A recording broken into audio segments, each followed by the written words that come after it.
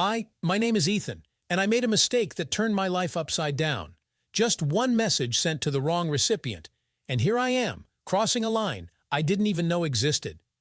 That fateful day started like any other. I woke up next to my wife Sophia, had breakfast, and went to work. Sophia and I had been married for 5 years, and our relationship seemed to have settled into a cozy family routine. At work, I couldn't concentrate, mentally returning to our intimacy the night before. Sophia was beautiful, and my body still remembered the heat of her skin, her ragged breathing, and moans of pleasure. Wanting to share my feelings with her, I decided to write her a playful message. "Baby, I've been thinking about you all day. Can't wait for the evening to repeat last night. Love you." I typed the text, and without looking, sent the message, anticipating my wife's reaction. But the response that came a minute later made my blood run cold. "Ethan, honey, I think you got the wrong number. But thanks for the compliment. Kisses, Victoria." Victoria, my mother-in-law, my wife's mother, the woman who had always been wary and condescending towards me. And I, like the last idiot, had sent her this explicit, sensual message. Lord, what's going to happen now? In a panic, I tried to delete the message, but it was too late. It had already been read. Clutching my head, I began to feverishly think how to get out of this idiotic situation. Maybe apologize and pretend nothing happened, or honestly confess everything to Sophia. My head was spinning from all these thoughts. I felt I was in deep trouble and was even afraid to imagine what the consequences would be. After all, Victoria would surely tell her daughter about everything, and then I would be done for. So, in confusion and fear, I sat until the end of the workday, restless. And in the evening, I had to face my wife and mother-in-law at a family dinner. And something told me that this dinner would be a real trial for me. Dinner at Victoria's house was always a test for my nerves. My mother-in-law, a domineering and sarcastic woman, never missed an opportunity to jab at me or demonstrate her superiority. But today, I was afraid to meet her for a completely different reason. "Ethan, dear, you look a little pale. Are you feeling well?" Sophia asked worriedly when we approached Victoria's house. I swallowed and forced a smile, trying not to give away my nervousness. "Everything's fine, honey. Just tired from work," I lied, feeling my cheeks burn. Victoria met us at the door, impeccable and radiant as always. However, as soon as our eyes met, hers twinkled mischievously, and a barely noticeable smirk flashed on her lips. My heart sank. She knows everything, and is clearly up to some mischief.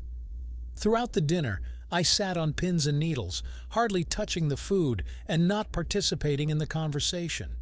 Sophia and Victoria were chatting casually about some feminine trifles, and I furtively watched my mother-in-law, trying to guess her intentions. And then Victoria, smiling sweetly, addressed me. "Ethan, would you help me in the kitchen? We need to cut some fruit for dessert." I froze.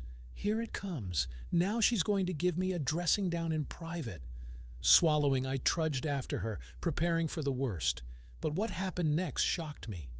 As soon as we were alone, Victoria pressed herself against me with her whole body and whispered in my ear, "So, you've been thinking about me all day?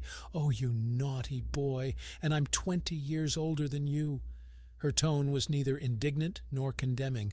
On the contrary, it sounded coquettish and promised something forbidden. I stood there, thunderstruck, not believing my ears. I just got the wrong number," I stammered, feeling my throat go dry with excitement. Victoria wagged her finger at me playfully. "No need to make excuses, Ethan. I'm flattered by your attention. And, you also appear in my thoughts quite often."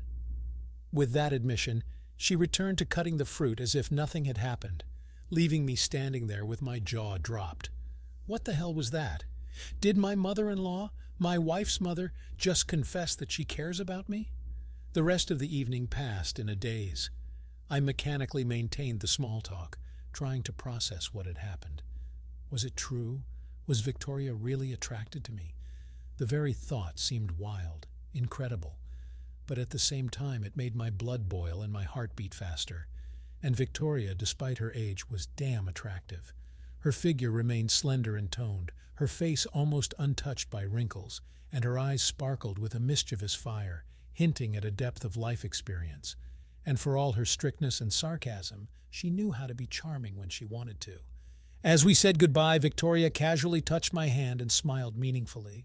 That touch burned me like an electric shock, making my body break out in goosebumps.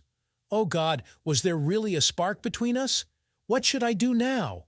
In the following days, I was beside myself. Victoria's confession wouldn't leave my mind, stirring my imagination and giving rise to the wildest fantasies. I understood how wrong it was to think of my mother-in-law in that way, but I couldn't help myself. Like an obsession, I kept replaying our conversation in the kitchen. That touch, her sly look and intriguing smile. Was there really a spark between us? Did we really feel a mutual attraction? Feeling like the last scoundrel, I couldn't bring myself to tell Sophia about everything. And how do you say something like that? Honey, I think I'm falling for your mom? No, it's unthinkable. Sophia would never forgive me for such a betrayal, and yet the temptation was too great. One evening, struggling with my guilty conscience, I dialed Victoria's number. My heart was pounding like crazy as I listened to the ringing. Finally, she answered. "Hello, Ethan. Did something happen?" Her voice sounded genuinely surprised. Taking a deep breath, I blurted out, "Victoria, we need to talk about what's happening between us." Silence reigned on the other end of the line, and then I heard her quiet laugh. "Oh, Ethan, I thought you'd never dare. Silly boy, don't you see that I care about you?" My cheeks flushed. So it was true. All those glances, smiles, touches, it wasn't a figment of my fevered imagination. Something was really happening between us. From that day on, we started texting. At first shyly, cautiously, as if probing the boundaries of what was allowed. But gradually our messages became more and more explicit and sensual. We talked about our desires, shared fantasies, not mincing words. "Ethan, if only you knew what I do to you in my dreams," Victoria would write to me, and her words would send a wave of heat through my body. God, when did this stern and unapproachable woman turn into a fatal seductress? Our secret correspondence became a kind of drug for me. I was constantly checking my phone in anticipation of new messages, hiding from everyone to chat with Victoria in peace. This double life was akin to playing with fire, risky and insanely alluring. And during our rare meetings, Victoria and I exchanged such meaningful glances that one could burn with shame. Now that there were no more unspoken words between us, the tension was literally sparking in the air. We craved more, but weren't yet daring to take that step. And yet I understood that it couldn't go on like this for long. Sooner or later, this excruciatingly sweet flirtation would grow into something more, into something that would change our lives forever and destroy the family. But even realizing this, I could no longer stop. And to be honest, I didn't want to. The denouement came spontaneously and unexpectedly. Sophia went away for the weekend to visit a friend in a neighboring state, and I was left home alone. Those 2 days dragged on endlessly. I wandered from corner to corner, restless. My thoughts kept returning to Victoria, stirring my blood and inflaming my imagination. I knew this was my chance, a chance to finally be alone with her, without fear of being exposed. But would I have the courage to cross the line, to do what we both dreamed of and were so ashamed of? Giving in to the impulse, I texted Victoria. One short, laconic message. "Come over. Sophia is not home." Unimaginably long minutes later, the phone dinged, notifying me of a response. Just 2 words, but my heart raced with mad hope and anticipation. "Be there in an hour." That hour was the longest of my life. I paced the room, unable to calm my heartbeat and the strange trembling all over my body. My mind was still trying to get through to me, saying that I was making a terrible mistake. But the voice of reason was drowned out by feelings. Bright, all-consuming, sweeping away any arguments and prohibitions.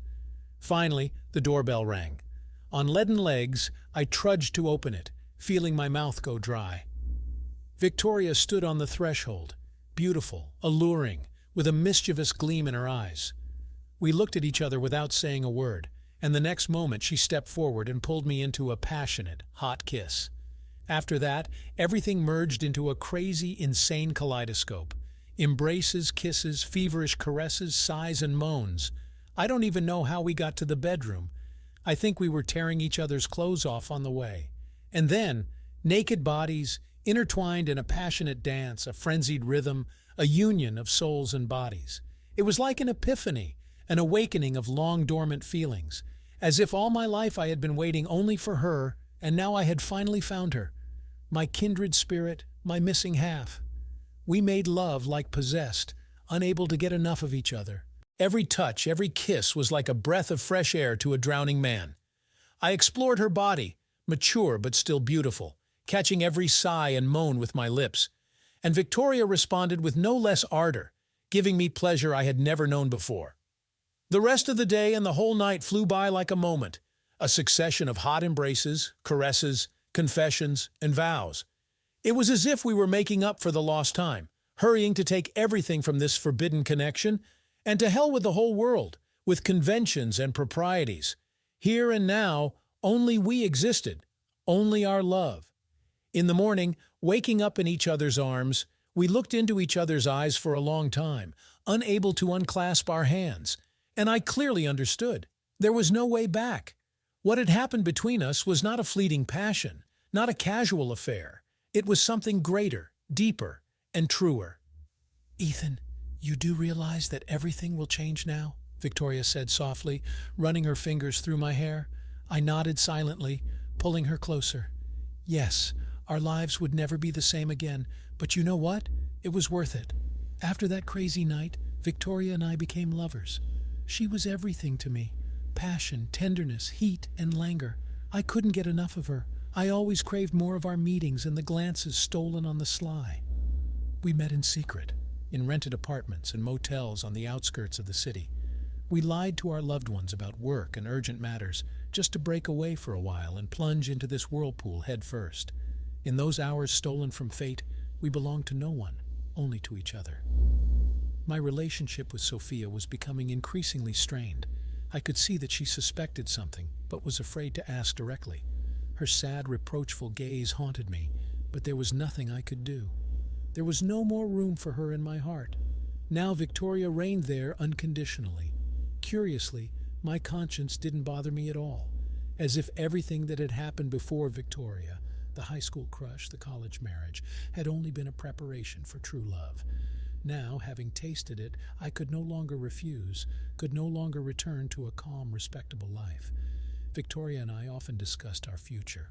We made plans, dreamed of how one day, when Sophia and Todd found out everything, we could truly be together, without hiding. We imagined how we would go somewhere far away and start with a clean slate. And those dreams gave us strength, made us live and breathe. But for now we had to lie, to wriggle, and to hide, to lead a double life, torn between duty and feeling, to fear every minute that the truth would come out and destroy the established world order in an instant. However, deep down, I probably always knew that it couldn't go on forever, that sooner or later the moment would come when our secret would be revealed. The only question was, who would do it first, me or Victoria? Once, during one of our meetings at a motel, Victoria pressed herself against me with her whole body and whispered, scorching my skin with her breath, "Ethan, I can't do this anymore. I can't lie and hide. We need to get out of here, start a new life, just you and me, without looking back at the past." I froze, stunned by those words. Was she really suggesting that I run away, leave everything behind, destroy my family, break Sophia's heart, and rush into the unknown? My look must have betrayed my doubts, because Victoria pulled away and looked at me coolly. "I see. So you're not ready. You're quite content with this deceitful double life. A lover on the side for passionate sex, and a respectable little wife for the respectable facade." "No, Victoria, it's not like that," I objected hotly, trying to hold her. But she had already freed herself from my embrace and started getting dressed. "You know what, Ethan? I'll give you time to think. Decide for yourself what you really want, but keep in mind, this can't go on forever. You'll have to choose." And she left, leaving me in turmoil and confusion. And in my heart, a bad feeling was already creeping in. Was I making the biggest mistake of my life right now? Would I lose Victoria if I didn't dare to leave everything for her? A few days later, the phone rang. It was Sophia, and from her voice, I immediately knew that something had happened. "Ethan, Mom has disappeared. It's been 3 days without a word from her. This has never happened before. What if something happened to her?" Her voice trembled with tears and bad premonitions, and I felt like I had been doused with ice water. Had Victoria decided to act? Had she run away without waiting for my decision? And now I faced the hardest choice of my life.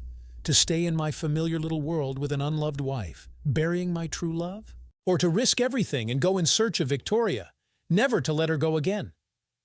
One thing I was sure of, there was no going back. After everything that had happened between us, I couldn't live as before.